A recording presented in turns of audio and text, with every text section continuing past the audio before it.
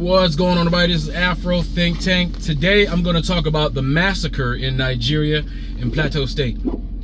I want to talk about it because the thing is, as a person that advertises Nigeria and I always talk about how great it is, I got to keep it real and I got to talk about when things happen, I got to let you guys know, right? I'm always saying, you know, when people ask me what part of Nigeria to go to, you know, I always tell them what part to go to, what part to probably you should stay away from at the moment, you know, and you know, this is one of those times where I got to talk about it. I got to talk about it, right? So apparently, you know, I've been talking to not only, you know, do I see it on the news, but I actually talk to people on the ground, you know, and say, hey, what's going on, right? So the issue is in the northern states, right? The part that makes up northern Nigeria, that place is where the Hausas and the Fulanis live, right? The Hausa tribes, that place used to be a federation of the Hausa, right? Many different, you know, city states or kingdoms or you know, places. That was their area, basically, the Hausa. Now the Fulani they were immigrants. They're not really. This is what Nigerians tell me. All right, they don't see the Fulani are not Nigerian. They're coming over the border from Niger, from, you know, other places because they're nomadic. They're cattle herders, right? And ever since the that Great Lake, I forgot what lake, I think it's in Chad, the Chad Lake. It was a massive lake, but it dried up. So a lot of those Fulanis are moving to better pastures with their cows. They have their cows, right? And on top of that, they're also Islamic. And the American government, what they did was, when they were running Nigeria, when the British were running Nigeria, they empowered the Muslims in the north. This is what America and the West, they do.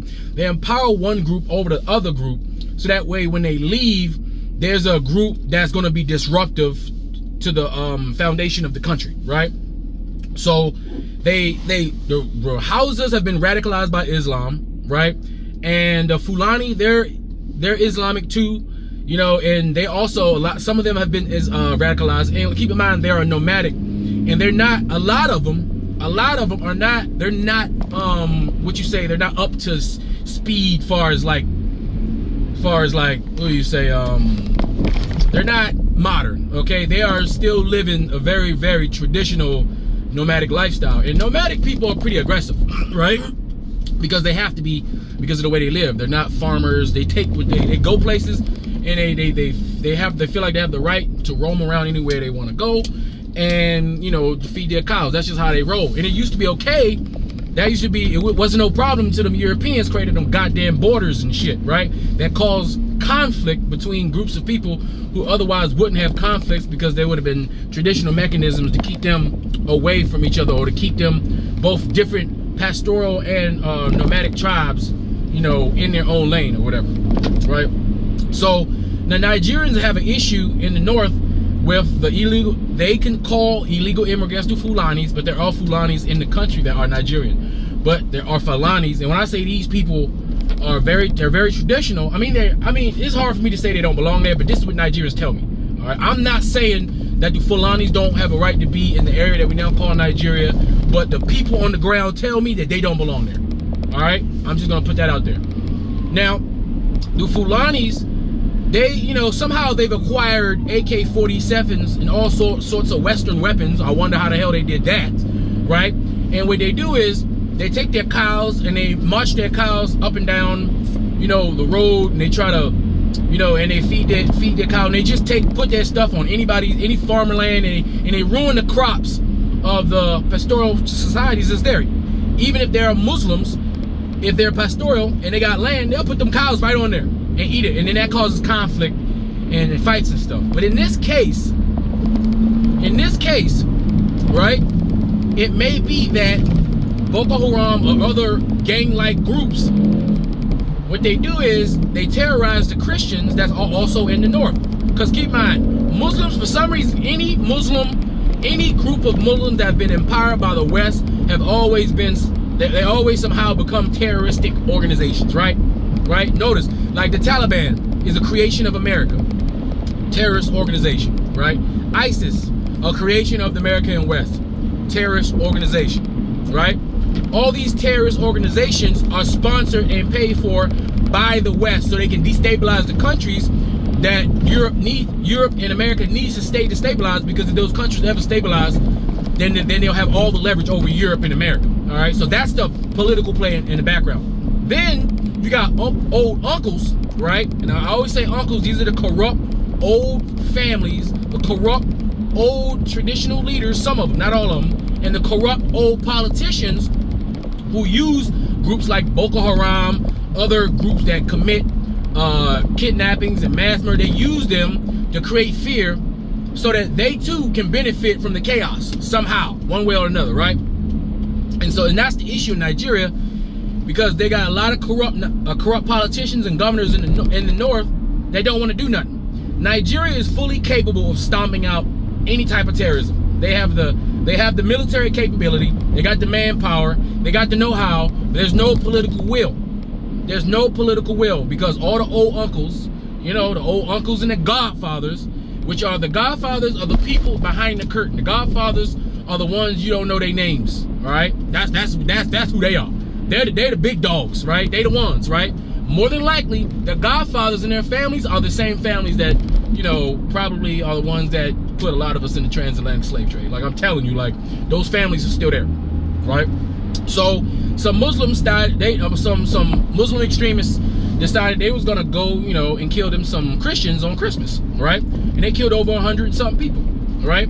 And so the people they're tired of it, because it's like, it makes no sense why a country like Nigeria that has all the capability, they have all the military capacity, they have everything they need to completely stomp out Boko Haram in one fall swoop, if they would just, you know, actually have political will and do it, right? And on top of military options, there's also political and economic options that will also stomp out Islamic terrorism activity, right? Because in the north, a lot of those guys, they don't even go to school. They go to Muslim schools, madrasas and whatnot, where they're radicalized in these Muslim schools, and the federal government is not regulating. They're just letting stuff happen, right? Just like, you know how we got a federal government, we have all these rules and regulations, and we enforce it, and the states have to abide by it. Well, over there, some of the states, they're acting like they're not a part of the federal government, right? Because keep in mind, a state is a country, right? A state is basically a country. The federal government is a federation of states who decide they're going to work together, right? So Nigeria is a federation. So all those states are basically different countries. And the north technically could be its own country, because it always kind of was its own country. Keep in mind, these groups of people were forced together. And when you force groups of people, like I say, you force groups of people together who are historically different, who have historical issues, you're going to have some problems, right? You're going to have some big problems. But the people who get hurt the most in the north are other Muslims. It's because Muslim on Muslim violence, right? But this time they chose Christianity because they knew, let me go attack some Christians, because it's going to cause chaos. It's also going to cause people to be afraid to come to Nigeria. It's going to cause people to not want to invest in Nigeria. It's going to cause businesses to run away. It's going to keep Nigeria destabilized. And the people who are ready for change and ready for Nigeria to step into its shoes, right? Who's ready to take the mantle of a true powerhouse. They're tired of the federal government and their political games they play, and they're tired of the federal government allowing shit like this to happen, because who always suffers when old men fight? The people. It's always the people that suffer, right? And let me say this. For all of those people who's going to take this opportunity, especially Americans, who's going to take this opportunity to try to reinforce why you shouldn't go to Nigeria, why Nigeria is bad, who's going to take this opportunity to talk bad about Nigeria, I want you to think about this for 1 second. For 1 second. We just had a terrorist attack from Muslims to Christians in Nigeria that killed 100-something people, right? And that's horrible and terrible. But in America, for all you people that want to judge, for all you people, you hypocrites, I want you to remind you that you live in the United States of America, where terrorist attacks happen all the time. Where white Christian males that got mental issues take AK-47s and AR-15s that they purchased from the military-industrial complex, that use the freaking the firearms club, what do you call it? The people, I forgot, the Rifle Association, who pays politicians, right? Pays politicians to ignore mass shootings in school where little white girls and little white boys get killed. They don't even care about their own people, right? We have 30, 40, 60 kids killed at a time on a regular basis. Children, all right? We have mass murders in our country all the time. So nobody from America can judge Nigeria in the violence that they have to deal with, when we in America, and the violence that we have, and the terrorist activity that we have going on, and the murder and the death in America is 1,000 times worse than anything that's going on in Nigeria. I just want to make that perfectly clear. But the people right now, they are poised for uprising, right? They tried to uprise before to remove all the uncles and the godfathers from politics, but it didn't pan out this time, right? It doesn't always pan out immediately, but they're a little down about it, you know, a little deflated. But best to believe the Nigerian people are poised to take their country back.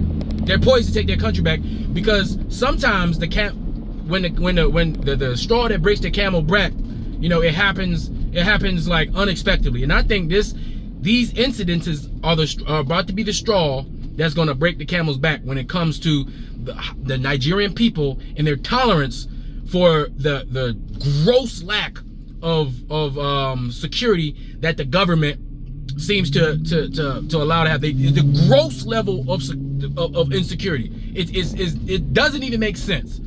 So Tinubu has a lot of pressure on him right now to do something about it. He's gonna have to do something about it, right? Now, a lot of people are mad at Tinubu, right?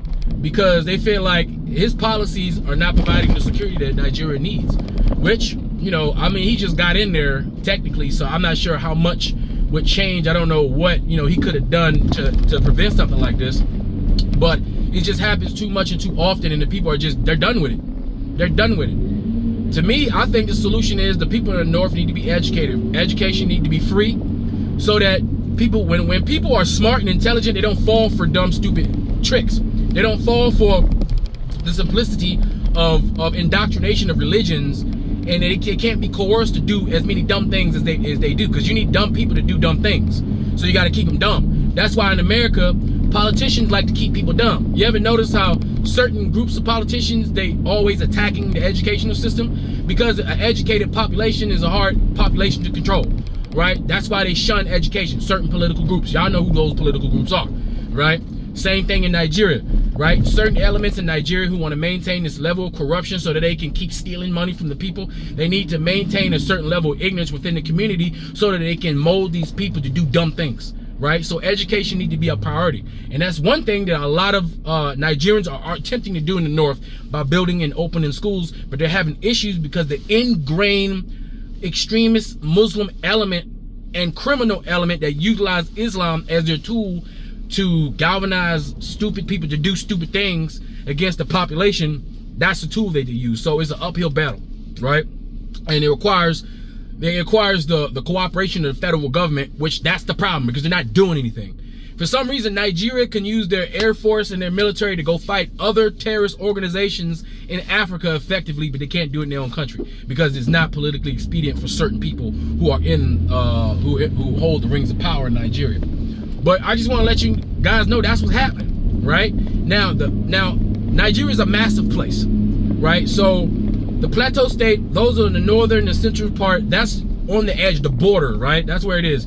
Where my place, Ado Akiti, is a very safe place. Yoruba land is very safe compared to the north with the Fulani and the Hausa, because the Yoruba people, they don't play that shit, right? The Igbos don't play that shit either. They have their own private securities and police mechanisms that deters this type of situation. But it's just that in those purely Muslim Hausa Fulani areas, they just don't have it. It's just not there. The police are not there. The military they just don't have enough presence to actually deter anything, right? But that's not to be. But the most of Nigeria, they're on point. It's just mainly that area. That's the problem area, right?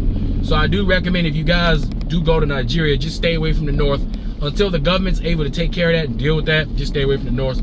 But the rest of the country is fine. There's police everywhere, the military people over there, and they don't play that shit, right? That's just what it is. People don't play that shit. Yoruba and the Igbos don't play that shit when it comes to Hausas and the Fulani. They don't play that shit at all. Like, nah, that shit ain't going down like that, right? But yeah, but we got to talk about it, because everything ain't always good. And I'm not going to sit here and romanticize everything and make it seem like everything's great. Because if I do that, somebody may be naive enough to go to Nigeria because of something I said and go all the way to the north because they want to go doom bugging, and they accidentally get caught up in something that they, you know, that they don't want to get caught up in, right? They may not necessarily be targeted, but they may be in the wrong place at the wrong time, and that's not something that I want for my people, right? I want my people to be safe. But Nigeria is home, right? But every place got a problem. Every place got a problem. It's just that, you know, you got to understand that. There's no place on this planet you're going to go, or no country where there's not going to be some sort of problem that you're going to have to deal with. That's just what it is. Or you're going to have to look out for, or navigate around, or navigate away from, right? But anyway, I just want to come over here and for the record, you see Afro Think Tank, he didn't just sit here and pretend like that shit didn't happen, right? Because I'm always talking about other people pretending like shit ain't happening so they can continue their narrative. I'm not going to do that. So I'm going to tell you, when something terrible happens in Nigeria and is newsworthy and it needs to be talked about, me as a Pan-African and as a person who does business and operates in Nigeria, I'm going to tell my people who are interested in Nigeria what's going on with Nigeria, okay? Anyway, that's all I got to say. It's Afro Think Tank. Learn some, teach them. I'm out.